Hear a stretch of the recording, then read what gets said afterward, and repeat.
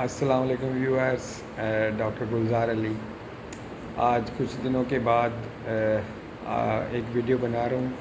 आज का जो मेरा टॉपिक है वो है हार्ट फेल्यूर, यानी कि दिल का फेल होना।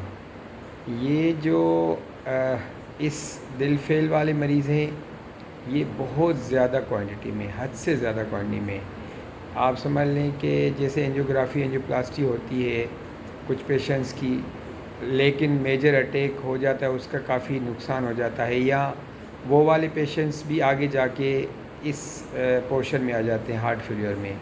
और जिनको मेजर हार्ट अटैक होता है और किसी वजूहात की वजह से वो हॉस्पिटल, दिल के हॉस्पिटल में नहीं पहुंच पाते, या ऐसी जगह पे जहाँ पे पैसों से एंजियोग्राफी एंजियोप्लास्टी होती है और वो नहीं कर पाते और उनका कोई इलाज नहीं होता, तो वो भी इस पोर्शन में आ जाते हैं। यानी उनका भी दिल कमज़ोर हो जाता है और इतना हो जाता है कि उनको दिल फेल होने के निशानात आ जाते हैं, या उनकी जो भी पेचीदगियाँ वो ज़ाहिर हो जाती हैं। मैं हार्ट फेलियर के असल टॉपिक के पे आने से पहले थोड़ा सा वजाहत कर लूँ, जो कि आम उर्दू ज़बान में कुछ मैं वजाहत करूँगा कि दिल फेल होता क्या है और कौन से मरीज़ों को कहते हैं कि ये इनका दिल फेल हो गया है। अच्छा, दिल के, हर इंसान के दिल के खाने, चार खाने होते हैं। दो ऊपर होते हैं जिनमें ब्लड, खून आता है।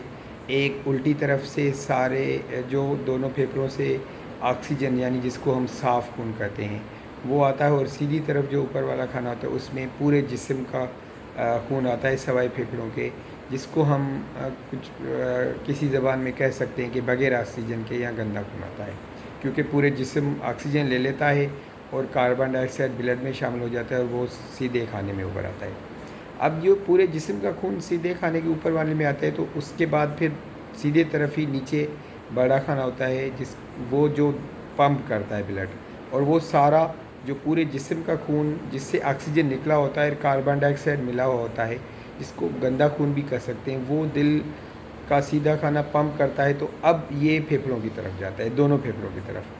फेफड़ों में जाते ही इस ब्लड से कार्बन डाइऑक्साइड जो कि जहरीली गैस है वो फेफड़े निकाल देते हैं, और हवा से जो ऑक्सीजन लेते हैं हम सांस लेने से, वो खून में शामिल हो जाती है। अब ये खून साफ़ हो गया, यानी ये इसमें ऑक्सीजन आ गया। अब ये दोनों फेफड़ों से खून उल्टी तरफ का जो ऊपर वाला दिल का खाना था उसमें आता है, जिसको लेफ्ट एट्रियम कहते हैं। फिर लेफ़्ट वेंट्रिकल यानी मेन पंप पे जाता है, जिसको असल दिल का पंप कहते हैं। वो जो लेफ़्ट वेंट्रिकल पंप करता है, तो अब ये ऑक्सीजनेटेड यानी साफ़ ब्लड पूरे जिस्म में जाता है, और वहाँ पूरे जिस्म से इस खून से दोबारा पूरा जिस्म ऑक्सीजन ले लेता है। और ऑक्सीजन इस तरह, ऐसे समझ लें, दिल के दो अलग अलग पंप है। एक सीधी तरफ पंप है जिसमें दिल, दोबारा मैं कह दूं कि दिल के ऊपर वाले सीधी तरफ वाले खाने में पूरे जिस्म का खून आता है, जिसमें से कार्बन डाइऑक्साइड ज़्यादा होती है, ऑक्सीजन यूज़ हो चुकी है पूरे जिस्म। और फिर सीधी तरफ के नीचे मेन पंप में राइट वेंट्रिकल में ब्लड आता है, वो पंप करती है तो फेफड़ों की तरफ जाता है। और जब फेफड़ों में वो कार्बन डाइऑक्साइड फेफड़े निकाल के ऑक्सीजन शामिल कर जाते हैं, साफ़ खून आता है, तो अब ये लेफ़्ट तरफ यानी उल्टी तरफ के दिल के खानों में आता है, और उल्टी तरफ वाले पंप में, सिस्टम में आता है, पहले ऊपर वाले खाने में, फिर नीचे लेफ़्ट वेंट्रिकल जो मेन पंप। अब ये ऑक्सीजन ब्लड पूरे जिस्म में जाता है। अब दिल फेल क्यों होता है, कब दिल फेल कहते हैं, आप समझ लें, दोबारा इसी दोनों अलग अलग लेफ़्ट पंप यानी उल्टी साइड का दिल के जो खाने ये फेल हो जाएं तो इसको लेफ़्ट पंप फेल्यूर, और अगर सीधी तरफ वाले आते हैं तो राइट पंप फेल्यूर। दोनों तरह, दोनों भी हो सकते हैं। असल ज़्यादा पेचीदगी वाले कौन से हैं, जो लेफ़्ट वेंट्रिकल यानी उल्टी तरफ का जो पंप है, अगर किसी मेजर हार्ट अटैक की वजह से, या ब्लड प्रेशर सालों से अगर अनकंट्रोल रहे, बहुत ज़्यादा हाई रहे, तो वो आगे जाके लेफ़्ट वेंट्रिकल को फेल कर देता है। या जैसे मैंने पहले बताया कि एंजियोप्लास्टी एंजियोग्राफी तो हुई है, लेकिन आगे जाके स्टेंट बंद हो जाएं, मेडिसिन छोड़ दें, तो दोबारा अटैक होके लेफ़्ट वेंट्रिकल फेल हो जाए। अब जब लेफ़्ट साइड वेंट्रिकल फेल होती है, तो वो पूरे जिस्म में प्रॉपर पंप नहीं कर पाती, जिसमें दिमाग शामिल है, गुर्दे, जिगर, आंतें, दोनों बाजू, टांगे।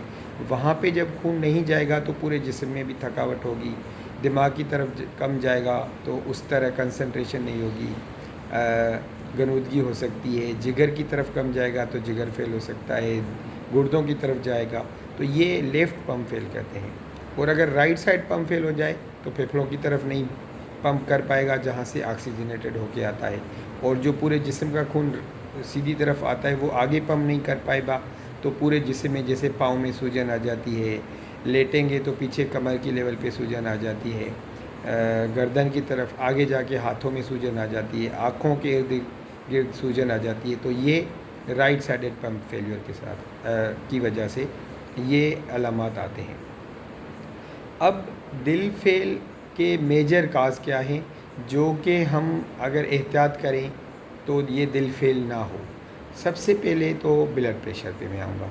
अगर किसी का ब्लड प्रेशर हाई है तो, और उसको नया नया पता लगा है, अगर वो अपना ब्लड प्रेशर कंट्रोल कर लेता है, ब्लड प्रेशर, नमक कम, दवाई रेगुलर खाता है, ब्लड प्रेशर चेक करता है, अपने कंसल्टेंट को चेकअप करा के 120 ऊपर वाला ब्लड प्रेशर नीचे 80-85 तक ला आता है, तो ये इस खतरे से निकल आएगा। लेकिन इसके अपोजिट जो दूसरा ग्रुप है, जिन लोगों को पता है ब्लड प्रेशर हाई लेकिन दवाई नहीं खा रहे, परहेज़ नहीं कर रहे, या जिनको पता ही नहीं, अंदर ही अंदर ब्लड प्रेशर हाई रह रहा है, वो अगर 4-5 साल 8 साल ब्लड प्रेशर हाई रहे तो ब्लड प्रेशर हाई रहने से ये दिल का जो लेफ़्ट साइडेड पंप फेल होगा।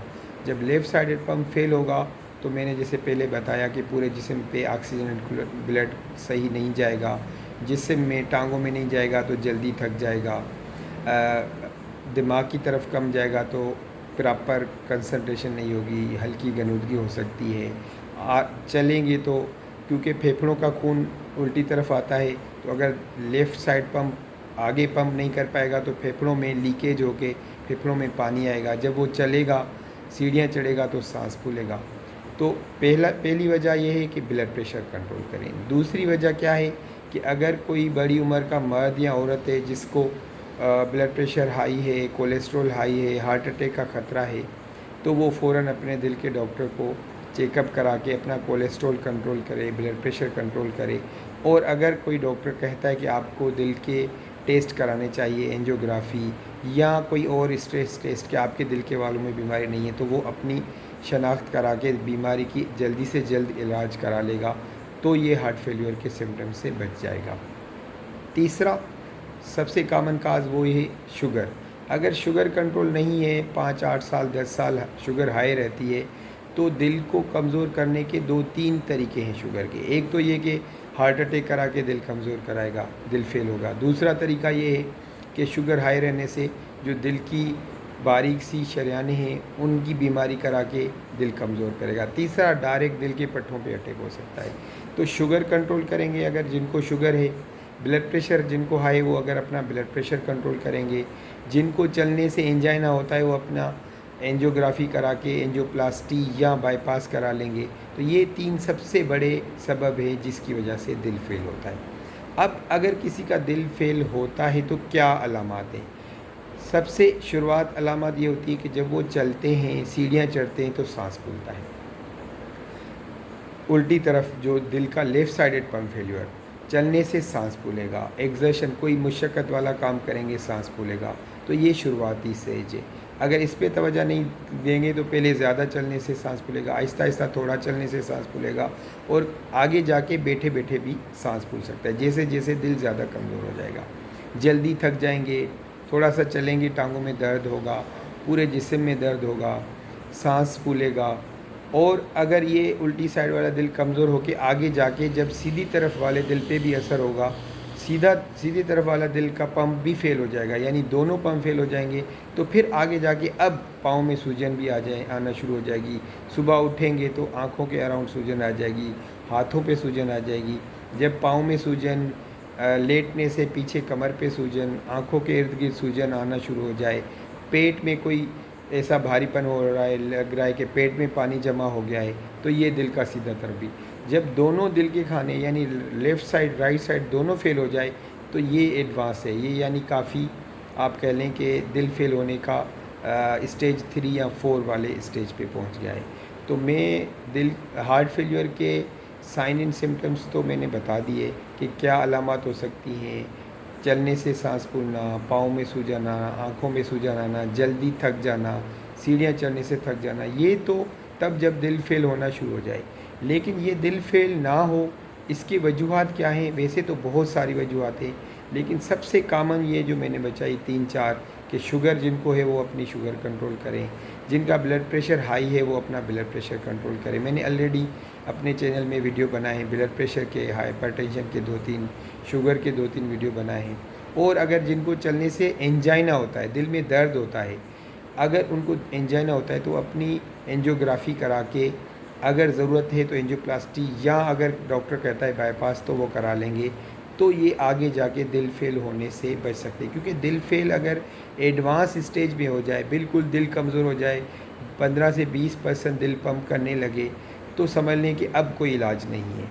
और ये वजूहात अगर बिल्कुल दिल को बर्न आउट यानी पूरा फोत करा दिया है, बिल्कुल परमानेंटली डैमेज हो गया है, इतना डैमेज हो गया है कि बैठे बैठे सांस फूल रहा है, पाँव में सूजन आ रही है, आँखों में वरम आ रहा है, तो अब इस स्टेज पे बहुत ही कम मरीज़ हैं जो रिकवर होते हैं। अब इनको या तो आर्टिफिशियल दिल की ज़रूरत है, या दिल की पेवंदगारी, जिसको हार्ट ट्रांसप्लांटेशन कहते हैं। पिछले कुछ महीने पहले आपने एक वीडियो सुना होगा कि अमेरिका में एक पाकिस्तानी डॉक्टर ने जो है न अमेरिकन में जो है न पिग का हार्ट लगाया था, जो कि वो बंदा अगले 1-2 महीनों में ही फौत हो गया, और वो कोई ख़ास तजुर्बा कामयाब नहीं गया।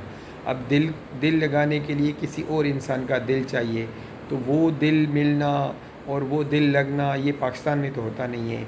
तो बाहर जाके अमेरिका, कनाडा, यूरोप में जाके कौन दिल लगवाएगा? तो मैं दोबारा कहूँगा कि जितने भी लोग हैं, जो भी मेरा ये वीडियो देख रहे हैं, अगर वो उनके रिलेटिव, उनके रिश्तेदार या उनके जान पहचान वाले ब्लड प्रेशर के मरीज़ हैं, तो उनको लाजमी या ना सिर्फ ये वीडियो दिखाएं, या आप देख के उनको समझाएं कि भाई आप अपना ब्लड प्रेशर कंट्रोल करें। जिनको शुगर है वो अपनी शुगर कंट्रोल करें। जिनको चलने से सीने में दर्द होता है, एंजाइना टाइप लगता है, तो वो अपनी जाके शनाख्त कराएं। ज़रूरत पड़े अगर उनका कंसल्ट करें तो एंजियोग्राफी, एंजियोप्लास्टी करा लें।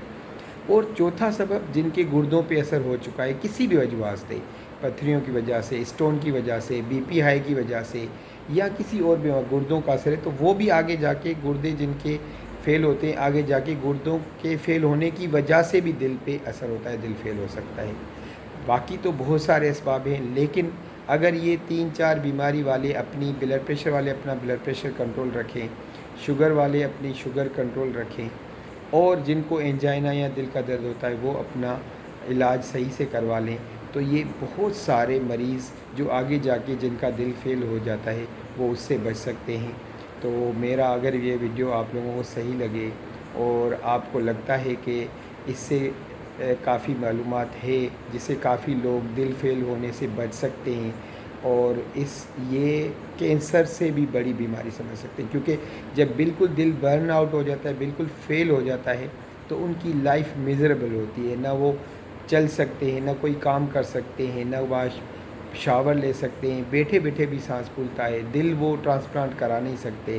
तो ये आप सवाब समझ के मेरा वीडियो जितने आपके जानने वाले दोस्त, अहबाब या वाक़फ़ियत वाले उन तक शेयर करें, ताकि ज़्यादा से ज़्यादा लोगों को मालूमात हो। क्योंकि हमारे पास तो ज़्यादातर मरीज़ तब आते हैं दिल के शोबे में, या तो दिल का हार्ट अटैक हो चुका हो, या उनके गुर्दे फेल हो चुके हों, या उनकी शुगर की वजह से दिल की शरीयानों में बहुत ज़्यादा बीमारी आ चुकी हो, या तो वो आते ही दिल फेल वाले निशानियों के साथ हैं कि पाँव में भी सूजन है, आँखों में भी सूजन है, या बैठे बैठे सांस फूलता है, फिर हम ज़्यादा कुछ नहीं कर पाते। तो जो आम लोगों तक, जनरल फिजिशियन तक, जो जीपी होते हैं, लोकल डॉक्टर होते हैं, छोटे छोटे इलाकों में जो मरीज़ देख रहे होते हैं, वहाँ तक ये इनिशियल स्टेज में मरीज़ जाते हैं, और वो लोग उनको ट्रीट कर रहे होते हैं अपने तरीके से, ब्लड प्रेशर दवाई थोड़ी दी ना दी, कंट्रोल हुआ ना हुआ, हम तक आने तक काफ़ी नुकसान हो चुका होता है। तो मैं यही कहूँगा कि आपका बस इतना है कि जो ये वीडियो जहाँ तक फैला सकते हैं, जितने लोगों तक पहुँचा सकते हैं, अल्लाह ताला आपको भी अजर दोगा। मुझे अपने दुआओं में याद रखिएगा। रमज़ान का महीना तकरीबन ख़त्म होने वाला है, बाकी 3 रोज़े हैं, और अल्लाह ताला आप सब की भी इबादत कबूल करे। मुझे भी अपनी दुआ में याद रखिएगा। डॉक्टर गुलज़ार अली, अल्लाह हाफ़िज़।